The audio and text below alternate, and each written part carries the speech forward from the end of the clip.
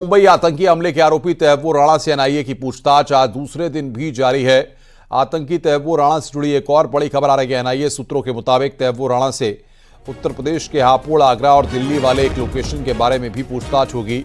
आतंकी के मुताबिक तैयबुर राणा अपनी पत्नी के साथ आकर इस इलाके में ठहरा था और इस दौरान उसने कई अन्य लोकेशन की रेकी की थी। जांच एजेंसी एनआईए की टीम आने वाले कुछ दिनों में तैयबुर राणा को लेकर कई लोकेशन की पहचान करवाने लेकर जा सकती है। खास बात यह है कि मुंबई हमले से ठीक पहले 13 नवंबर 2008 से 21 नवंबर 2008 के बीच तैयबुर राणा ने भारत का दौरा किया था। जांच एजेंसी ये भी पता लगाएगी कि हापुड़ और आगरा में जिस महिला को उसने पत्नी बताया था, क्या वो महिला थी वास्तव में उसकी पत्नी थी या कोई और संदिग्ध महिला। मुंबई हमले से पहले इटली पाकिस्तानी सेना अधिकारी मेजर इकबाल साजिद और तैयबुर राणा ने डेनमार्क में हमला करने के लिए ऑपरेशन मिकी माउस प्रोजेक्ट की साजिश रची थी।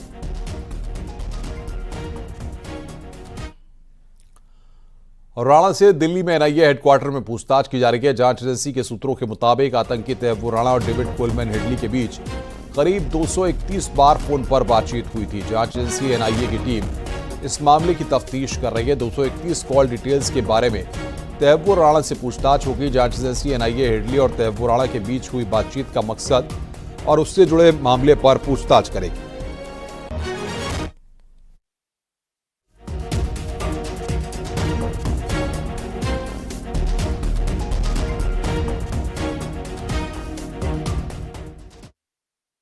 करने के लिए हमारे सहयोगी शंकर आनंद हमारे साथ जुड़ रहे हैं। शंकर, क्या जानकारी आपको मिल पा रही है?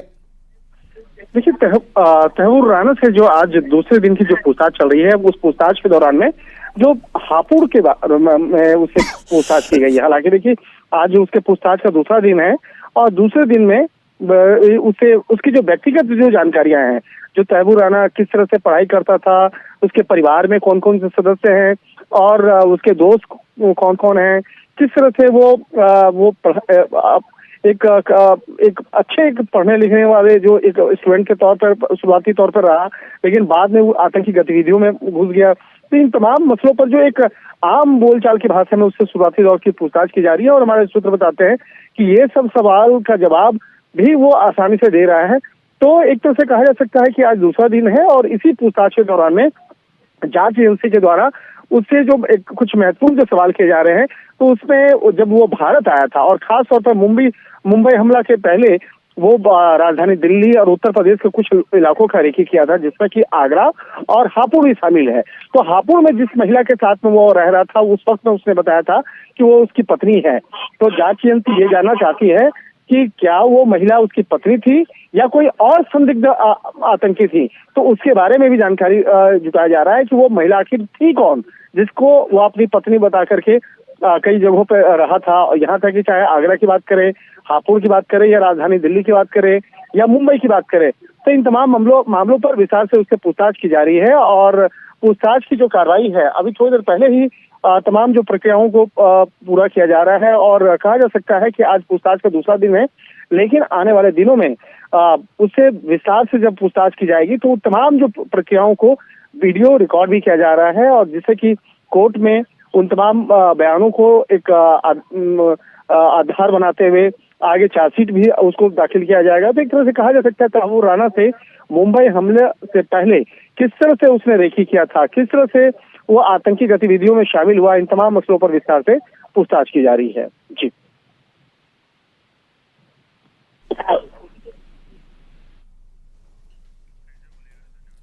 तो शंकर, बहुत बहुत शुक्रिया आपका हमसे बातचीत करने के लिए और तमाम जानकारियां देने के लिए।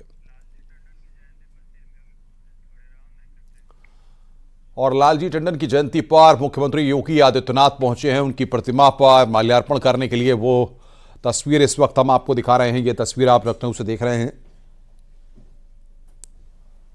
उत्तर प्रदेश के मुख्यमंत्री योगी आदित्यनाथ को आप देख रहे हैं जो पहुंचे हैं वहां पर।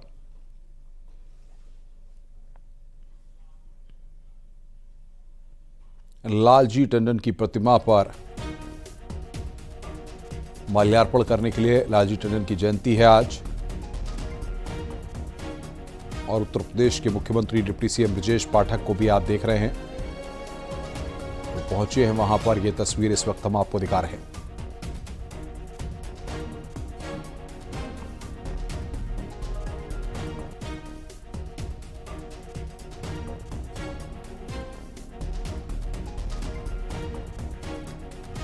तो लालजी टंडन की जयंती के मौके पर उत्तर प्रदेश के मुख्यमंत्री योगी आदित्यनाथ को आप देख रहे हैं, वो पहुंचे हैं। वो तस्वीर इस वक्त हम आपको दिखा रहे हैं।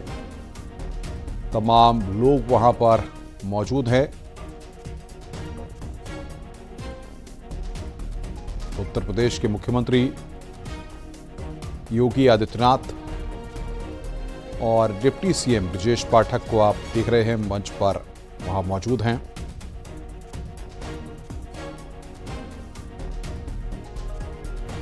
सीएम योगी ने यहां पर श्रद्धांजलि दी है। लालजी टंडन की जयंती पर यह कार्यक्रम का आयोजन यहां पर किया गया है लखनऊ में। संस्थागत संवैधानिक प्रमुख के नाते वो तस्वीर आपकी स्क्रीन पर सीएम योगी ने उनकी प्रतिमा पर श्रद्धांजलि दी है, वो तस्वीर भी हमने आपको दिखाई। उपस्थित है माननीय मुख्यमंत्री जी, उनकी 3 पीढ़ियों से माननीय टंडन जी का जीवंत संबंध उत्तर प्रदेश सरकार में मंत्री असीम अरुण भी आज भी इस अवसर पर हमारे मौके पर मौजूद हैं। माननीय मुख्यमंत्री जी, माननीय टंडन जी दोनों एक साथ लोकसभा के सदस्य रहे। विपरीत परिस्थितियों में भी राष्ट्र के लिए काम करना, पीढ़ियों से काम करना, ये इस सदाशयता की राजनीति का प्रतिबिंब है। तो लालजी टंडन की जयंती पर कार्यक्रम का आयोजन हो रहा है। पूर्व राज्यपाल लालजी टंडन की आज जयंती है। सीएम योगी ने लालजी टंडन को श्रद्धांजलि दी है। माननीय मुख्यमंत्री जी के आज के इस अवसर पर यहाँ पर पधारने पर व्यक्त करने की कृपा करें। अमित भैया, आज का विषय ज्यादा बोलने का नहीं है। मैं सिर्फ माननीय मुख्यमंत्री जी का हृदय से धन्यवाद देता हूं कि अपने व्यस्त कार्यक्रम में से कुछ समय निकाल पूर्व राज्यपाल लालजी टंडन की आज जयंती है हमारे बीच में और उनकी प्रतिमा पर माल्यार्पण किया गया। प्रदेश के उप मुख्यमंत्री माननीय ब्रजेश पाठक जी से निवेदन करूंगा कि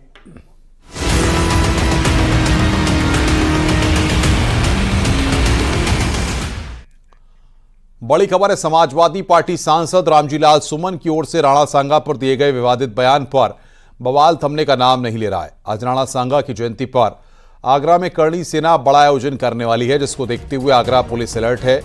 करणी सेना की ओर से राणा सांगा की जयंती पर बड़े आयोजन का ऐलान किया गया है। क्षत्रिय करणी सेना के अध्यक्ष राज शेखावत ने चेतावनी दी है कि अगर शाम 5 बजे तक उनकी मांगें नहीं मानी गई तो सांसद रामजीलाल सुमन के आवास की ओर कूच किया जाएगा। राज शेखावत ने कहा है कि अभद्र टिप्पणी करने वालों के घर में घुसकर हड्डी कुटाई की जाएगी। बता दें कि इससे पहले करणी सेना ने 26 मार्च को रामजीलाल सुमन के घर पर हल्ला बोला था। इस दौरान जमकर तोड़फोड़ की गई थी। हालांकि इस बार करणी सेना के कार्यक्रम को देखते हुए 8 कंपनी पीएसी, 1 कंपनी आरएएफ सहित पुलिस के जवान तैनात किए गए हैं।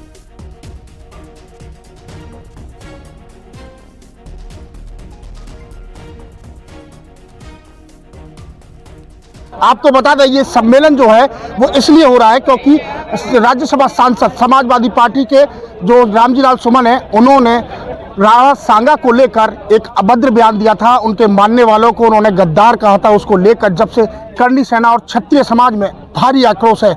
आज यहाँ घड़ीरामी में रक्त स्वाभिमान सम्मेलन का आयोजन किया जा रहा है। आप देख सकते हैं कि तमाम जो यहाँ पर क्षत्रिय लोग हैं उनका भी आना यहाँ शुरू हो चुका है। लगभग 12 बजे ये सम्मेलन शुरू हो जाएगा। वहीं अगर सुरक्षा व्यवस्था की बात की जाए तो पुलिस ने 3 लेयर सुरक्षा व्यवस्था यहाँ पर तैनात की गई है। यहाँ से लेकर रामजीलाल सुमन के घर तक अगर बात की जाए तो हर जो जाने वाला रास्ता है उस पर नाकाबंदी भी पुलिस ने की है। सीसीटीवी कैमरा और ड्रोन से भी यहाँ पर नजर रखी जाएगी। वहीं आपको बता दें कि जिस तरीके से जो बयानबाजी हुई है उसके बाद 26 मार्च को भी उपेंद्र राणा जो करणी सेना के पदाधिकारी हैं उन्होंने भी उग्र आंदोलन रामजीलाल सुमन के घर के बाहर किया था।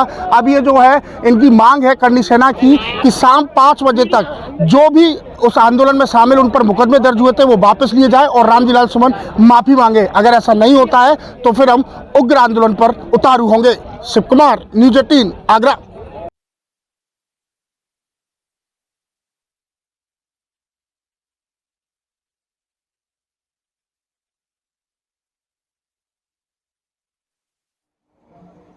कर रहे हैं पूर्व राज्यपाल लालजी टंडन की जयंती के मौके पर उत्तर प्रदेश के मुख्यमंत्री का संबोधन हो रहा है। लखनऊ के पूर्व सांसद और प्रदेश सरकार के पूर्व मंत्री सदैव लालजी टंडन जी की आज पावन जयंती है। इस अवसर पर टंडन जी की स्मृतियों को नमन करते हुए प्रदेश शासन की ओर से और उत्तर प्रदेश वासियों की ओर से मैं उन्हें विनम्र श्रद्धांजलि अर्पित करता हूं। आज के इस कार्यक्रम में उपस्थित उत्तर प्रदेश सरकार में मंत्रिमंडल के मेरे वरिष्ठ सहयोगी, उप मुख्यमंत्री श्री ब्रजेश पाठक जी, प्रदेश सरकार के मंत्री श्री असीम अरुण जी, राज्यसभा के माननीय सदस्य श्री ब्रजलाल जी, महापौर श्रीमती सुषमा खड़गवाल जी, सभी माननीय जनप्रतिनिधिगण,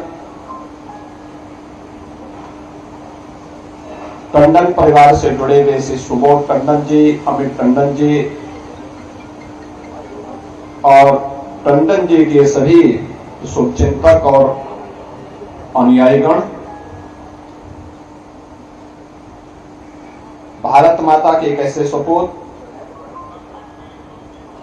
जिन्होंने लखनऊ प्रदेश और देश की राजनीति में लगभग 7 दशक तक अपनी एक मजबूत पहचान बना करके रखी है। बहनों और भाइयों, कठिन होता है सार्वजनिक जीवन में सम और विषम परिस्थितियों का सामना किए बगैर एक पार्टी, एक विचारधारा और जीवन भर राष्ट्रवाद के मूल्यों का अनुसरण करते हुए लगातार कार्य करने की एक निष्ठा। अगर आप देखेंगे स्वर्गीय लालजी टंडन जी के व्यक्तित्व में और उनके कृतित्व में सब दिखाई देता है। 7 दशक तक वे किसी न किसी रूप में लखनऊ में, प्रदेश में और देश की राजनीति में उनकी एक प्रभावी उपस्थिति रही। याद करना, जब भी व्यक्ति अपने मूल्यों और आदर्शों से अपनी मर्यादाओं का पालन करते हुए आगे बढ़ता है तो उसे शिखर तक पहुंचने में भी देर नहीं लगती।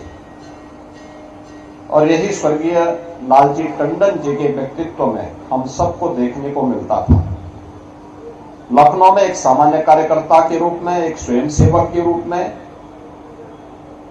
लखनऊ नगर पालिका परिषद और लखनऊ नगर निगम के पार्षद के रूप में, और फिर लखनऊ से विधान परिषद सदस्य और फिर विधायक के रूप में, उत्तर प्रदेश सरकार में मंत्री के रूप में, लखनऊ के लोकप्रिय सांसद के रूप में उनकी सार्वजनिक छवि को, आम जनमानस के साथ उनके संवाद को, हरेक के सुख दुख में सहभागी बनने के उनके जज्बे को सबने देखा है, सबने महसूस किया है। उनके लिए कोई पीड़ित कोई भी हो, किसी भी दल का हो, अगर उनके पास जाता था टंडन जी के लिए, फिर उसके लिए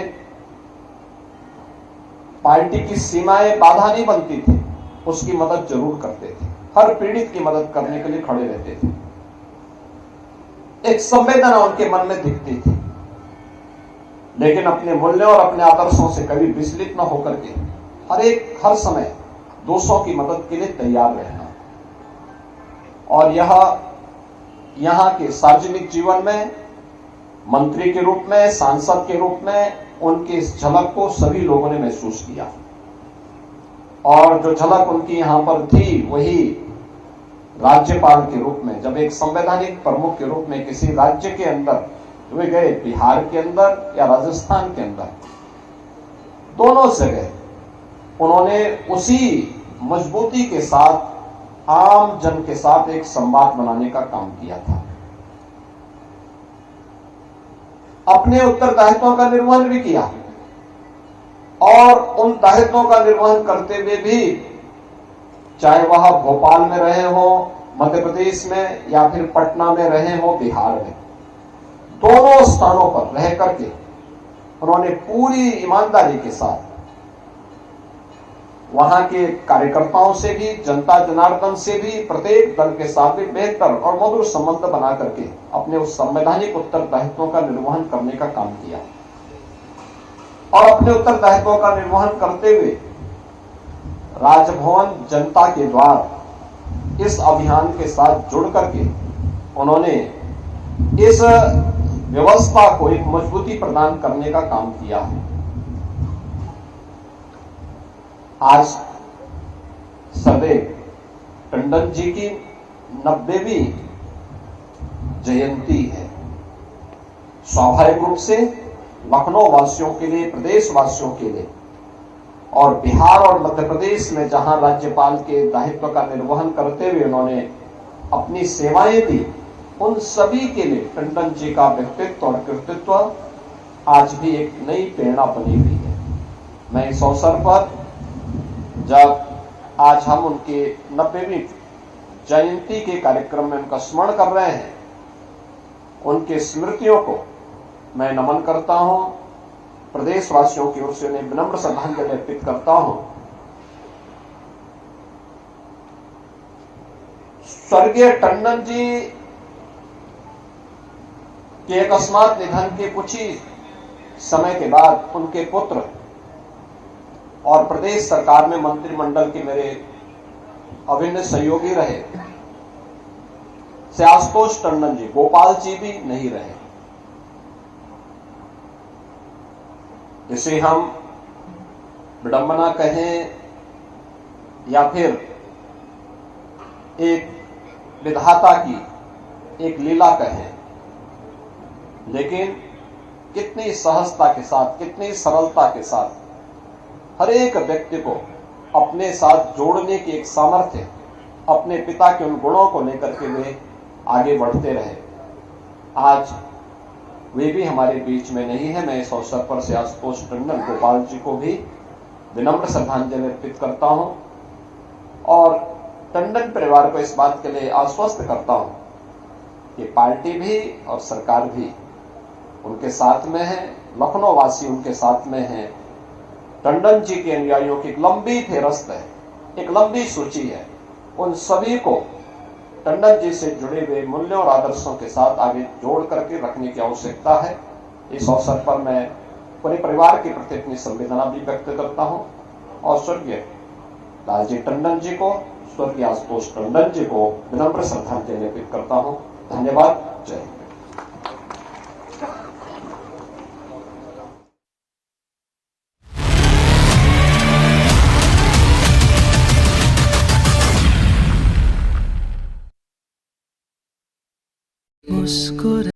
आप देख रहे हैं न्यूज़ 18 उत्तर प्रदेश उत्तराखंड।